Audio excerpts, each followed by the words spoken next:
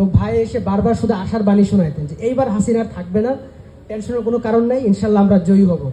তো এরকমই হঠাৎ একদিন ভাই আসতেন, এসে বলতেছেন যে তুমি একটা দ্রুত খাতা নিয়ে আসো, আমার মাথায় একটা প্ল্যান আছে, এটা আমরা এক্সিকিউট করব। তা আমি আমার যে ক্লাস নোট ডিপার্টমেন্টে যে ক্লাসগুলো নোট করতাম যে খাতা, এরকম একটা খাতা নিয়ে আসি।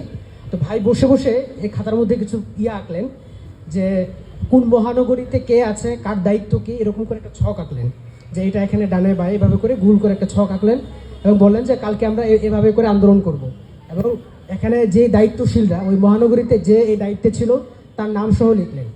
তো পরবর্তীতে এরকম আরও অনেক জায়গায় কাজ করেছে। তা আমি এটাকে আমি এত গুরুত্বপূর্ণ তখনও মনে করি না, এভাবে রেখে দিয়েছি। তো পরবর্তী হঠাৎ একদিন আমি আবার পরে যখন ডিপার্টমেন্টে ক্লাস শুরু হয়, তো নোট করতে যেয়ে হঠাৎ দেখি যে এই চিত্রটা, আমি কিনে এটা। তো পরবর্তীতে আমি সিদ্ধ ভাইকে পাঠাই যে ভাই আপনি এরকম একটা জিনিস করছেন, এই যে আমার মোবাইলে আছে, আমি এটা ইনশাল্লাহ সোশ্যাল মিডিয়াতে দিব এবং এটার বিস্তারিত ব্যাখ্যা সিদ্ধ ভাই খুব ভালো বলতে পারবেন না আসলে কি প্ল্যান ছিল। এখানে বেশ কিছু বিভিন্ন মহানগরীর দায়িত্বশীলদের নাম এবং আন্দোলনে তখন কে কোথায় অবস্থান করবে এটার একটা এখানে দেখতে পাচ্ছেন। আরেকটা জিনিস আমি এটা শেষ করব, সেটা হচ্ছে একদিন সিদ্ধ ভাই হঠাৎ করে কিছু জায়গার নাম পাঠালেন। আজকে দুইজন ভাইয়ের বক্তব্য এবং মঞ্জু ভাই সহ ভাইদের বক্তব্যে উঠে আসছে যে 8-9টা জায়গার কথা।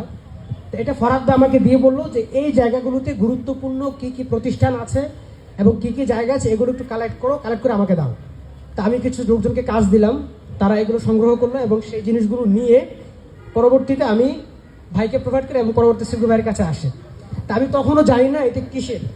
তো পরবর্তীতে যখন এটা আলাপ আলোচনায় আসে, ভাই বলতেছিল যে গণভবনকে কেন্দ্র করে তার চতুর্পাশের যে জায়গাগুলো, সেই জায়গাগুলোকে কেন্দ্র করে প্ল্যান করা হয়েছিল এবং সেই খসড়াটা আমার আর্কাইভে এখনও আছে তারিখ সহ। এখন খুঁজে খুঁজে বের করলাম যে জায়গাগুলো আমি একটু পড়ে শোনাচ্ছি। এখানে আছে শাহবাগ সায়েন্স ল্যাব, সংক্ষিপ্ত করার অনুরোধ। জি শেষ করছি। Shahbag science lab, Dhanmondi, Mohammadpur, technical, Mirpur 10, Rampura, Tejgaon এবং ফার্মগেট।